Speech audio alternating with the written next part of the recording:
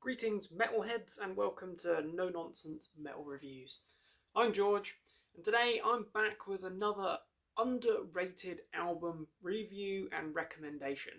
Another album that, to be honest, I question whether or not this is widely underrated or if it's actually just an album that, for a few different reasons, I have overlooked and actually talked down about a couple of times over the years. And the more I've gotten into this album, the more I kind of confuse myself. Like, why is it that I gave this album a bit of a hard time?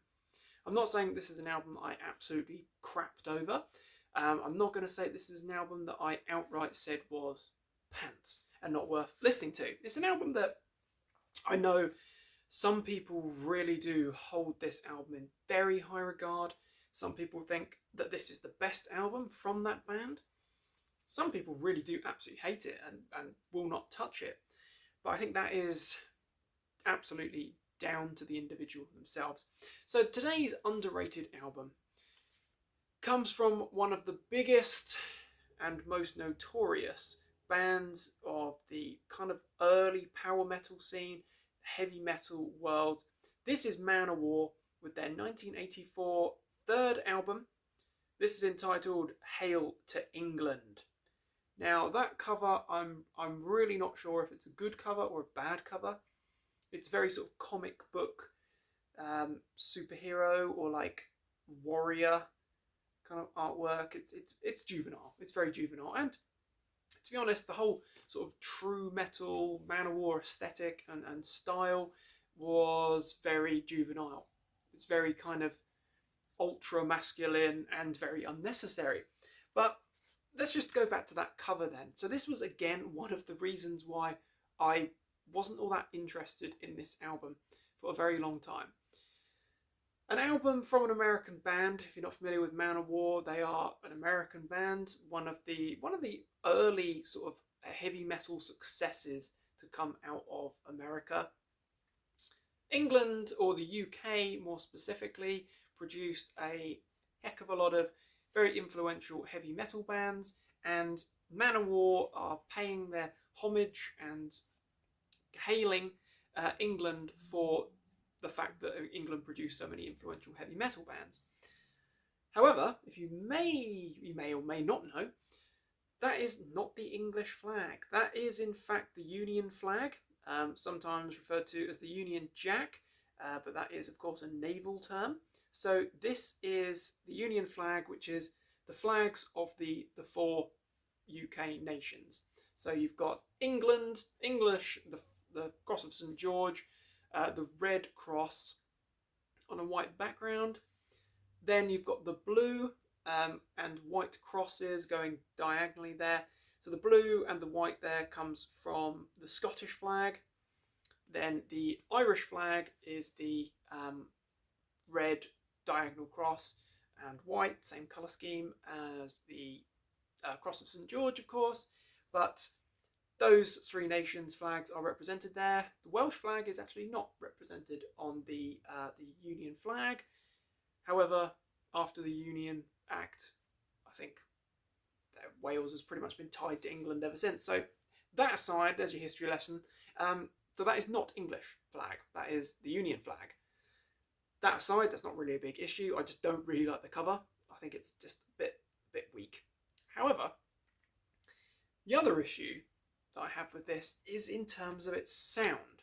So I don't know why. I presume it's probably because Joey DeMeo, it's his band, but his bass tone is louder and his bass work is more prominent at pretty much most of the time than the guitar work of the great Ross the Boss. So that kind of frustrates me. The guitar work kind of fades into the background at crucial times as well. That said, these songs are awesome. Absolutely awesome songs. I think that it's funny because the more I revisit this album and give it another spin, another try, the more I enjoy it. I can overlook the artwork, and to be honest, that production questionable style there, I can overlook that as well, because the catchiness and the brilliance of these songs is is absolutely immense. For example, we kick off with Blood of My Enemies. Now that is such a melodic, power metal, heavy metal track. It has got a real power metal kind of feeling to it. It's very uplifting. You've got some great vocal work from Eric Adams. And just to complete the lineup there, as mentioned, we've got Ross the Boss on guitars and keyboards. We've got Joey DeMeo on 4 and 8 string bass, excessive, piccolo bass and bass pedals. Then we've got Eric Adams on vocals, and we've got Scott Columbus on drums. So that's our lineup. It's a 4-piece. I think Eric Adams is a really underrated vocalist as well, because he's got some serious power in his vocals. He has brilliant delivery. At times he's almost a bit Halford-esque, but he's got a great distinctive voice, actually. A lot of power there. So, as I mentioned, Blood of My Enemies, that is definitely power metal rooted, heavy metal, very melodic, very uplifting. Then we've got the absolutely cracking Each Dawn I Die. So that's the second track there. Again, that is a fine example of where Joey's bass is more prominent, or it's leaping out at you, right in your face, far more than Ross's guitar work, which is really annoying because that riff is so catchy. That riff that just kicks off from the start of the track is absolutely infectious. That one, I've actually had that riff caught in my head numerous occasions, and I have again for the last 3 or 4 days. Round and round it goes, and it's just great. It's really catchy, but it's a really quite menacing, dark, evil sounding song, or as dark as evil as this kind of power metal, heavy metal, true metal can be. It just sounds great. Absolutely love that track. Then we've got Kill with Power, which that's got a good thrashing riff. Definitely, that's thrashing kind of speed metal. Of course, this is '84, so we've met and we know the identity of thrash metal at this point. Thrash metal really kind of surging to life and bursting forth from the underground around 82 to 83. So 84, we know what thrash sounds like. We know the thrash speed. But that track, Kill with Power, great soaring vocal work from Eric Adams and some really thrashing riffs from Ross the Boss. Then we've got the enormously anthemic, real crowd-rousing Hail to England, which is an interesting song. It's got a very melodic, very groovy nature to it. A hell of a chorus. Such a catchy chorus. I'm not a massively patriotic individual, but even I, being an Englishman, if you couldn't tell, even I will definitely raise a horn or two to the mighty Manowar when they're praising England so gloriously. Absolutely love it. Really great track. Then we've got Army of the Immortals, which is Manowar's anthem to their fans, worldwide fan base. And actually, it's a massively anthemic track, really uplifting heavy metal, some cracking riff work. Eric does some fantastic vocals there, and also it's just so infectiously catchy. That's the thing about this material, it is so catchy. The melodies, the grooves, the riffs, it's all really memorable. Again, I just think that Ross's guitar work, if that was beefed up a little bit, put more into the prominent sound, mixed a little bit heavier, then actually, yes, I think it would really have made far more of an impact, because he's a great guitarist.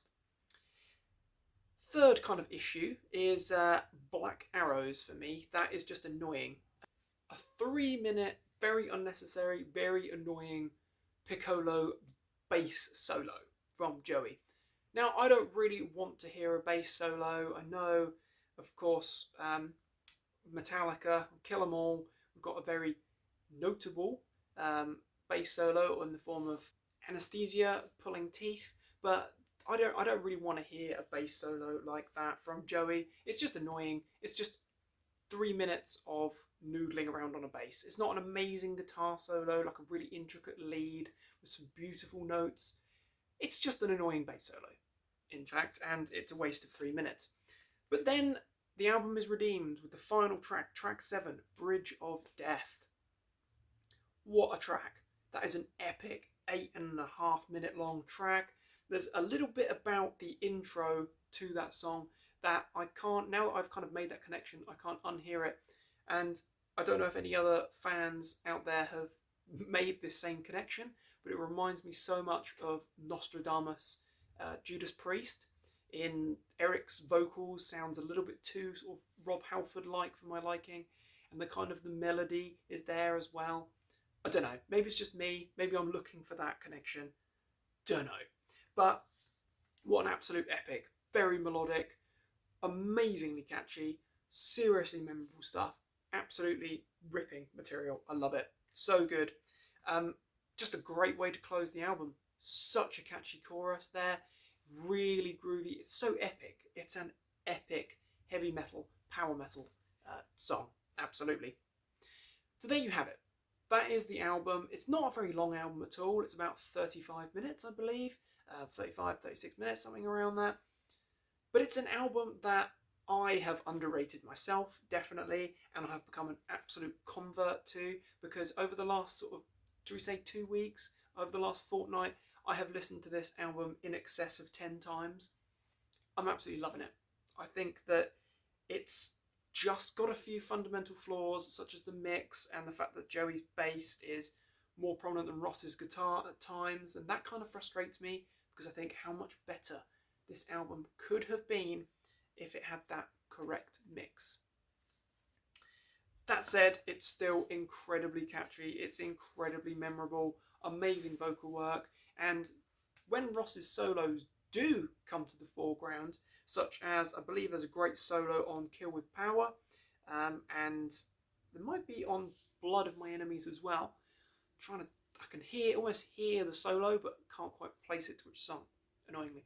But when his solos do break through, sounds amazing. Absolute shred fest. Love it. And I know that a lot of fans also share that sentiment. And I think that one of the other issues with this album, the difficulty with this album, is that it was following on from 2 very good albums.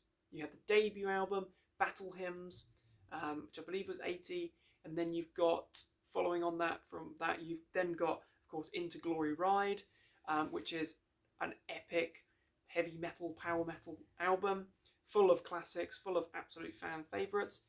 So then you've got that tough third album.